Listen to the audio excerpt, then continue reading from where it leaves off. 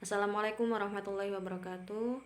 Perkenalkan, saya Eva Novitasari, NIM 1120141 dari Hukum Keluarga Islam kelas D, akan mencoba untuk menjelaskan terkait dengan peradilan pada masa penjajahan, subbab Islam politik dan hukum agama, kemudian legislasi peradilan agama pada masa Belanda.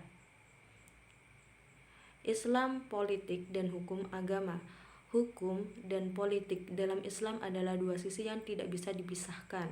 Hukum tanpa dukungan politik akan sulit untuk diterapkan.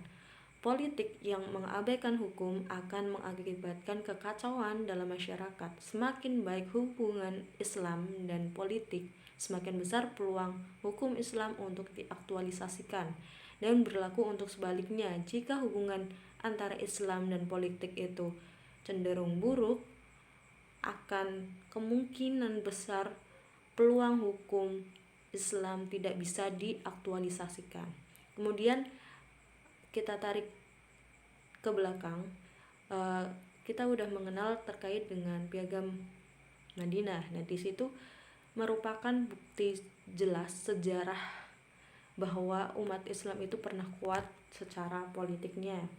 Hukum dan politik merupakan satu kesatuan yang tidak bisa dipisahkan pada saat itu, walaupun tidak disebutkan secara tegas bahwa hukum Islam merupakan pedoman negara tersebut atau negara Madinah. Malahan negara Madinah dengan piagam politik tidak disebut sebagai negara Islam, namun secara konstitusi negara dengan piagam tersebut bisa sanggup untuk mengakomodasikan seluruh kepentingan masyarakat yang majemuk. Kemudian konstitusi Madinah atau piagam Madinah juga membangun etika kehidupan masyarakat yang cukup modern dengan prinsip-prinsip bertetangga dengan baik, saling membantu, membela yang tertindas, saling konsultasi atau musyawarah dalam urusan bersama, dan kebebasan beragama.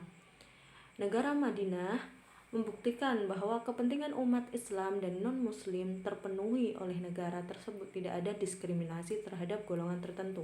Nah, keberhasilan Nabi Muhammad dalam hal ini ditopang oleh 3 kunci, yaitu konstitusi yang baik, pemerintahan yang legitimate, serta pelaksanaan hukum yang baik.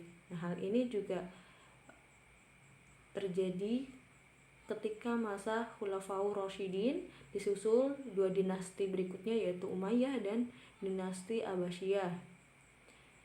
Pada saat-saat itu politik berada di tangan umat Islam. Khusus untuk Khalifah dinasti Abbasiyah terdapat Harun ar-Rasyid. Di puncak kekuasaannya, banyak kemajuan yang dicapai umat Islam saat itu. Pada dekade ini merupakan era meningkatkan registrasi hukum Islam atau ilmu fikih, ditandai dengan lahirnya kitab Al-Muwatta karya Imam Malik di Madinah. Prakarsa Imam Malik ini merupakan suatu pembaruan yang bersifat reformasi dan merupakan bibit kodifikasi di bidang hukum Islam. Kemudian kebijakan politik dari Harun ar-Rasyid ini telah menandai era baru dalam perkembangan hukum Islam. Periode ini disebut sebagai awal perkembangan hukum Islam abad pertama. Rintisan dan terobosan yang terjadi pada periode ini disempurnakan dan dimantapkan dalam periode berikutnya yang merupakan masa keemasan ilmu hukum Islam. Dinamika pemikiran dan penulisan ilmu fikih dari 3 periode di atas telah mewariskan suatu kekayaan kultural yang sangat besar dalam ilmu hukum Islam.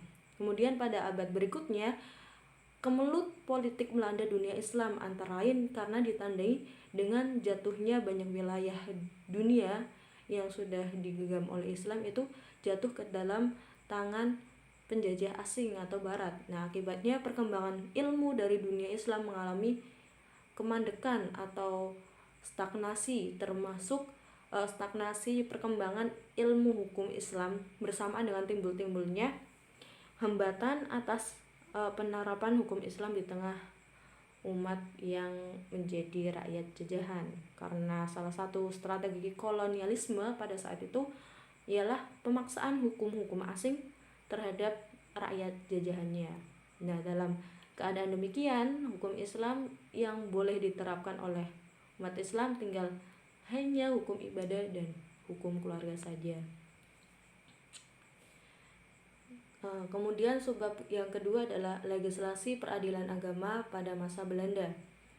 Nah, kehadiran kolonial Belanda ternyata menjadi petaka bagi umat Islam karena seiring jatuhnya satu persatu kerajaan Islam di Nusantara serta melemahnya peran politik Islam, Belanda dengan kekuatan militer dan kekuatan politik merongrong hukum dan peradilan yang ada di Nusantara serta berangsur-angsur menggerogoti hukum Islam dengan cara menciptakan politik hukum. Sebelum kedatangan Belanda, sebetulnya hukum Islam sudah ada di Indonesia dan diterapkan di kerajaan atau kesultanan Islam di Nusantara. Pada masa penjajahan, politik kolonial menghendaki agar hukum Islam diganti dengan hukum kolonial. Namun upaya ini gagal. Kegagalan itu menyebabkan pemerintah kolonial Belanda menerapkan strategi alternatif, yaitu dengan memunculkan hukum adat sebagai tandingan hukum Islam yang sudah berlaku lama dalam masyarakat Muslim. Hukum Islam yang bersifat universal oleh Belanda dianggap berbahaya karena potensinya bisa memunculkan dan mengobarkan semangat nasionalisme. Hukum adat yang serba partikuler dianggap dapat membendung keberlakuan hukum Islam di tengah-tengah masyarakat. Nah, keinginan keras pemerintah Hindia Belanda ini untuk tetap berkuasa di Nusantara mengharuskan mereka untuk menemukan politik Islam yang tepat, karena sebagian besar wilayah Nusantara adalah beragama Islam. Nah, dalam perang menaklukkan bangsa Indonesia setelah sekian lama gitu ya, Belanda mendapatkan perlawanan yang keras. Nah, perlawanan keras ini justru datangnya dari raja-raja Islam, sehingga tidak mengherankan jika Islam dipandang sebagai suatu ancaman yang harus dikekang dan ditempatkan di bawah pengawasan yang ketat. Nah, dari hal ini pemerintah Belanda mengeluarkan berbagai kebijakan politik, termasuk kebijakan hukum yang berkaitan dengan Islam dan para pengikutnya. Pada periode ini, Ismail Sunni membagikan sejarah hukum Islam menjadi dua fase, yaitu yang pertama fase diterimanya sepenuhnya sebagai hukum yang ada dan berlaku di masyarakat. Yang kedua adalah fase hukum Islam baru bisa diterapkan jika dikehendaki hukum adat. Fase yang disebut pertama dipengaruhi oleh teori receptio in complexo, yaitu masa di mana hukum Islam diberlakukan secara penuh terhadap orang Islam karena mereka telah memeluk Islam.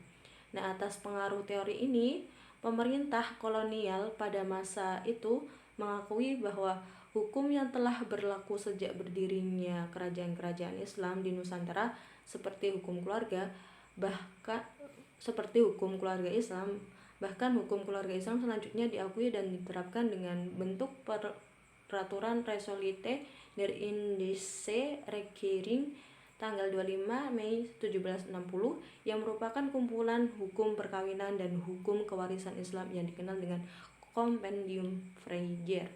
Nah, Compendium Vergere ini merupakan satu bentuk legislasi hukum Islam yang ada pada masa kolonial Belanda karena ia disusun dengan melibatkan para penghulu dan alim ulama.